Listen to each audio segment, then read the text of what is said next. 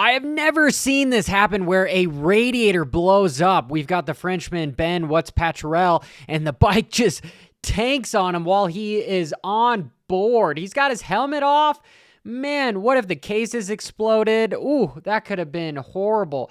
But these bikes are prone to blow up when you're riding them in deep sand or deep mud. That's why, as a privateer, you'll see a lot of guys sometimes not want to race, especially in the sand, because it's really hard on them. The bikes get hot because of just the load that it's lugging on, especially the lower displacement bikes as far as the 250Fs. Pay attention to the rider that is actually in the bushes. It is none other than Jorge Prado, and he is 5 for 6 moto wins in MXGP. He's really coming into his own just by these little minute moves. He ran away from Jeffrey Herlings, where it was really a one-on-one battle here. Look at Herlings as he's not doing the line. Really, when it comes to Herlings, the problem he has is the only thing more difficult than getting a competitive advantage is maintaining a competitive advantage. And we've seen that with Tomac, with Villapoto, with Dungey, with Carmichael, with Stewart.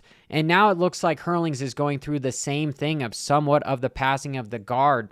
Watch Herlings here. As you can tell, he's hitting the rear brake in the sand. This is really the only time these riders are using the brakes, because the sand is so thick, it will literally stop you. So you can just shift down or not even use the brakes to coast. Watch Prado as he's just coast through the entrance of this corner here. Lands, just coasting, now accelerates midway through. And as he comes across the finish line, he lets off, then it starts accelerating right away. So he lands off what is the finish line, just center single across the start. And we can see he lets off a little bit and the sand is slowing him down. Then instantly sits back down and gets on the gas.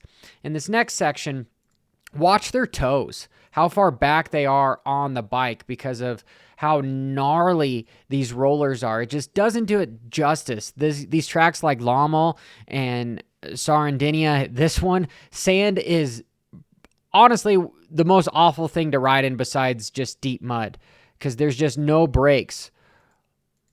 Pay attention to his connection between the foot pegs and his body. He's in that attack position. He's riding on his toes, not hitting the brakes, but just letting off the gas and then accelerating to get over these bumps.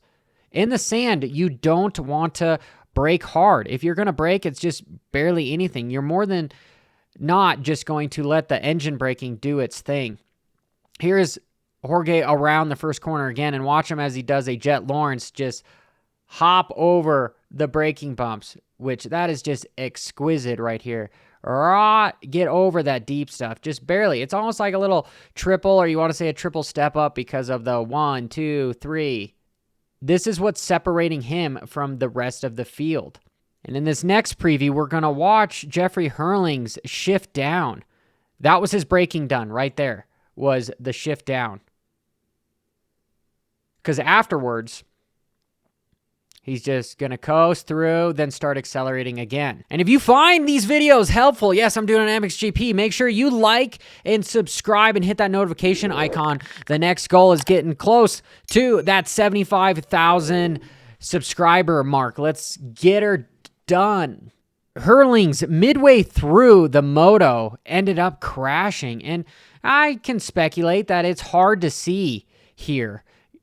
Prado in front of him doesn't jump that far into the corner, potentially because it's the bumps here and it's the shadows. None of the riders were really wanting to go on this stuff because in sand and deep holes, you don't want to get caught in that stuff. Watch Herlings behind him. Front wheel up, just washes the front end. And I believe it's he's pushing the limit because he's trying to catch the new phenom. And second, it is the shadows here. But it broke Herlings, and he ended up finishing third, and Prado with a 1-1 finish. Let me know what you think in the comments below.